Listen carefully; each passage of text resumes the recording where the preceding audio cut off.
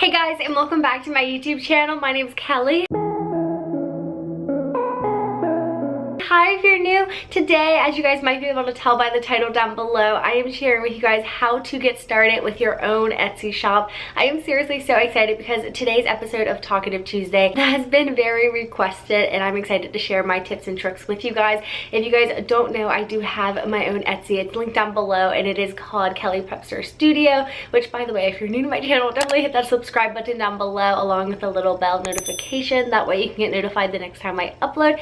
But today, I'm going to be talking all about how to get your Etsy shop up and going and ready to go, and how to start selling your product. I think it's gonna be really fun to talk about, and I'm really excited for this episode. So this is episode 10 of my Talkative Tuesday series. I'll insert a card so you can watch other episodes in this series. So basically, I like to sit down every Tuesday and chit chat with you guys about certain topics that I think a lot of us have gone through, or if it's just helpful advice and tips and tricks. So if you guys have any topics for Talkative Tuesday, let me know in the comments down below. I do read and respond back to every single comment, and I love being able to chit chat with you guys. But we're just gonna get right into it. I wrote all my notes down on my iPad, like I mentioned before, which I do have a video all about my iPad in case you want to check out. I wanted to write down what Etsy is and share with you guys like what it is if you're new to this or have no idea what Etsy is.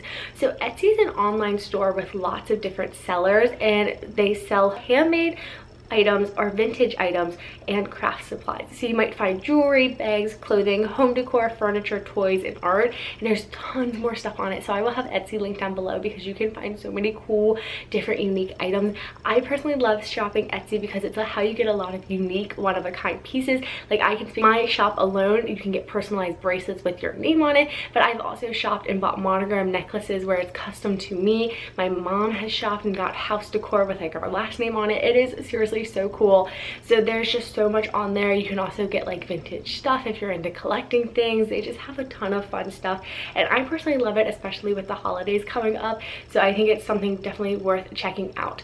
So like I mentioned, I do have my own Etsy shop called Kellyprepster Studio, and I recently just did a whole rebrand. I have had my Etsy store for, I want to say 2, maybe 3 years now. I'm getting very close to hitting 500 sales, which seriously is so mind-blowing to me. It just warms my heart every single time, and I always get asked if YouTube is my full-time job because I am like an influencer.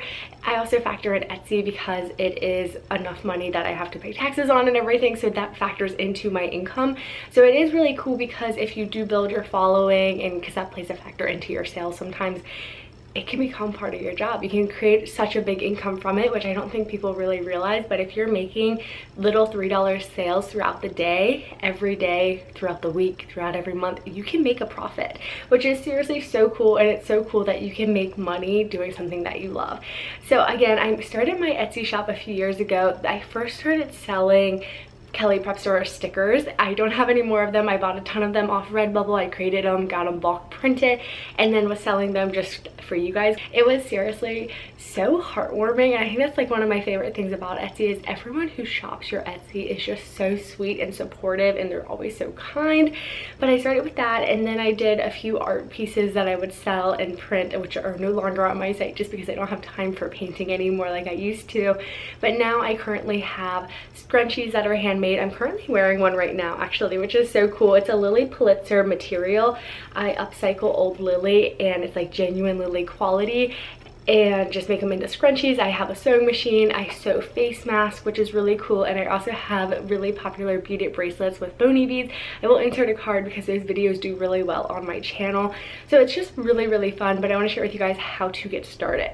So like I mentioned, I started selling stuff that I knew you guys wanted, but it was also part of my brand. So you're going to want to find something that you like creating or you're passionate about. So maybe you're really into making necklaces, or you like making like phone charms or phone cases. You can really honestly make anything. I don't know what it might be, but you could get into it. You can make like one-of-a-kind purses or water bottles or like painted items.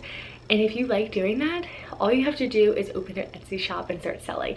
And it's pretty simple because Etsy will guide you through most of the steps to get started. So you're going to go to Etsy, and very specific step-by-step instructions. It's been a while since I created my account, but I remember being able to do it alone. I didn't have to have any help with anyone, and it's a lot of reading, but it probably takes you anywhere from 30 to 45 minutes to set it up.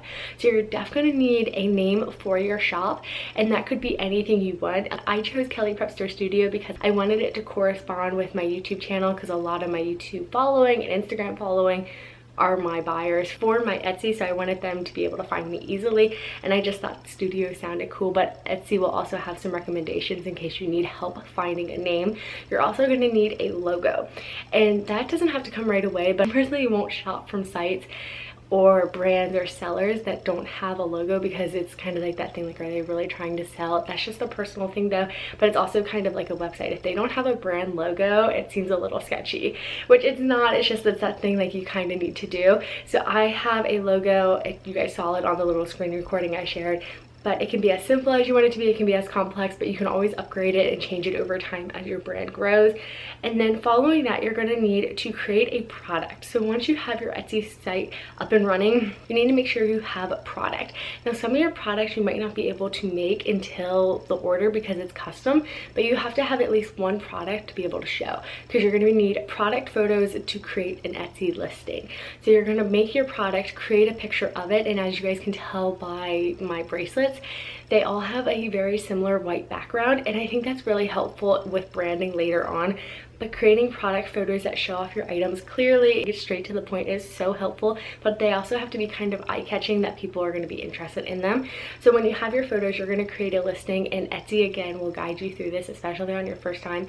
And for me, when I'm creating a listing for bracelets, I'm going to upload the picture, write a description about the bracelet, write a more in-depth description about the bracelet, what it is, why I sell them.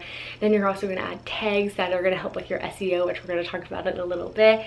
And then you're going to put it in categories on your site, add a price, and add shipping. So now I want to talk about shipping, because Etsy shipping regulations can be a little weird, but you'll get the hang of it once you do figure out your shop and what's selling and where you're selling to. So currently I'm only selling in the US just because of all the shipping stuff going on in the world. I used to ship internationally, but it just got a little crazy because they've been changing so much with the United States Post Office, which has just got a little hard for me to handle, especially as my social media platforms are growing. But you have to figure out shipping before you start selling. And I did not think about this when I was selling, because I personally was kind of like, I don't know if it'll sell, I'm just gonna go with it. And I ran into a huge shipping problem. And I took a break from my Etsy site when I was finishing my last semester of college, because I could not maintain schoolwork and Etsy and YouTube and everything. It just got so chaotic. But the biggest issue that I was running into was shipping. My packages were getting lost. I didn't have tracking numbers. I wasn't putting enough postage on it. I didn't have a scale and all this stuff. So I'm going to break it down as simple as I can. You're going to want to get a shipping, like a weight scale, and it seems a little weird, and they're like a little pricey. They're like 20 bucks. But if you don't have the correct measurement for what you're shipping, your postage is going to be so off and your customers are going to be unhappy. I personally do free shipping for every single product on my site, because Etsy will promote my account a lot more. A lot of people will spend a little bit more money to have free shipping. I personally do it all the time, so I understand the logic behind it. But you're going to want to do a lot of research on shipping, what works best for what kind of products you're making. I personally make very small things that fit into little bubble mailers, which is so helpful, and I just scale it, and then I use my Rollo printer and print off shipping labels through Etsy. You get a little bit of a discount, so I'm spending around $2 to $3 per shipping label. And any purchase under $10 doesn't have to have a tracking number, but if it is, you have to have a tracking number, so you're gonna have to buy the postage through Etsy, which is through the post office. So it's kind of really in depth, and you'll find the hang of it, and you'll figure out what you need based on the products that you're selling. But I want to also talk about marketing and branding. So like I mentioned, SEO, and Etsy does this through like Google, and I'm sure you guys have probably heard about like keywords and hashtags and stuff like that. So when you are making your product, you're going to want to add tags. So for my tags, I will do like colorful bracelets, beaded bracelet, pony beads, Kellyprepster, because they all correspond to it. So whenever someone types in any of those kind of words, it'll show up and post my product closer to the top of the list, which is so helpful to think about. So you want to make sure you're using the right words. And there's SEO and keyword generators on the internet, so it's definitely worth it checking out. You're also going to want to do a social media marketing, and I know some people are kind of like, I already feel like I'm doing so much work with creating Etsy accounts, but having a social media to back up your shop is going to get you so much more traffic and so much more sales. I know, not personally, but I've heard so many people talk how helpful TikTok has been for their small business because it can get spread so quickly, which is so cool. And there's like a whole side of TikTok called small business, which is seriously so cool. I personally use my YouTube to market my Etsy shop the most because a lot of my followers watch all of my videos, and I do Etsy videos once or twice a month, and it's just really great marketing for me. People have whole Instagrams dedicated to their small business, and then also another little hidden gem is Pinterest. You can pin a lot of your business pictures straight from Etsy, which is really cool, and they link up, but Pinterest has tons of great options for marketing like that.